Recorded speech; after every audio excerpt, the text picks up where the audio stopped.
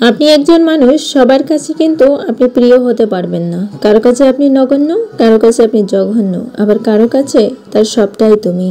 Hello everyone, this is me from Mahfuza's diary. এই তো আমি আপনাদের মাঝে নিয়ে আসলাম একটা অপরাজিতা ফুলের কাজ। আমি এখানে ফুলটা মূলত নীল কালার দিয়ে করেছি। অপরাজিতা ফুলের বিভিন্ন কালার হয়, আপনি একটু চিন্তা ভাবনা করে দেখবেন যে বিভিন্ন কালারের কিন্তু হয়ে থাকে, সাদা কালার, গোলাপি কালার, বিভিন্ন কালারেরই অপরাজিতা ফুল হয়ে থাকে। আমি চেষ্টা করলাম এখানে নীল কালার দিয়ে অপরাজিতা ফুলটাকে আঁকার জন্য, কেননা এই ফুলটা আমার কাছে একটু বেশি প্রিয় লাগে।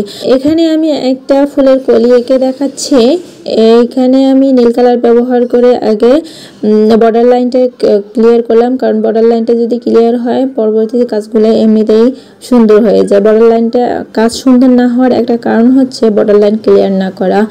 তো এখানে দেখতে পাচ্ছেন আমি হালকা সাদা কালার নিয়ে একটু শেড করে দিচ্ছি। আপনারা একটু খেয়াল করলে দেখতে পাবেন যে অপরাজিতা ফুলের মধ্যে এরকম একটু সাদা সাদা দেখা যায়। তাই আমি চেষ্টা করলাম কাজটাকে অথেন্টিক দেখানোর জন্য, এরকম একটি কালার দেওয়ার জন্য। আমি মূলত এখানে একটি জামার মধ্যে কাজ করতেছি, আর আমি এখানে যে ফ্যাব্রিকটা ব্যবহার করেছি এটা হচ্ছে পিওর কটন ফ্যাব্রিক। তো আপনারা চাইলে এভাবে পিওর কটন ফ্যাব্রিকের উপর কাজ করতে পারেন। আর আমি এখানে যে কালারটা ব্যবহার করেছি এটা হচ্ছে অ্যাক্রিলিক কালার। তো আপনারা চাইলে এভাবেই করতে পারেন, এভাবে দেখে দেখে সুন্দরভাবে নিজের কাজগুলো নিজে নিজেই করতে পারেন।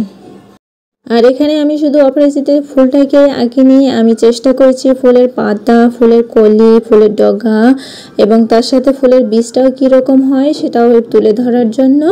আর এই ছিল আমার সম্পূর্ণ কাজটা। সম্পূর্ণ কাজটা যদি ভালো লেগে থাকে অবশ্যই না টেনে দেখবেন। আর আমার ভিডিওটা যদি ভালো লেগে থাকে তাহলে অবশ্যই একটা লাইক, কমেন্ট আর শেয়ার দেবেন, সাথে সাবস্ক্রাইব করে পাশে থাকবেন। তো এই ছিল আমার সম্পূর্ণ কাজটা। আমি জানি আমার ভিডিওতে বিভিন্ন ধরনের নয়েজ আসতেছে, তাই সেজন্য আমি আপনাদের কাছ থেকে ক্ষমা প্রার্থী। আমি চেষ্টা করব এরপর থেকে নয়েজ ফ্রি ভিডিও দেওয়ার জন্য। তো আমার পাশে থাকার জন্য অসংখ্য ধন্যবাদ। আল্লাহ হাফেজ।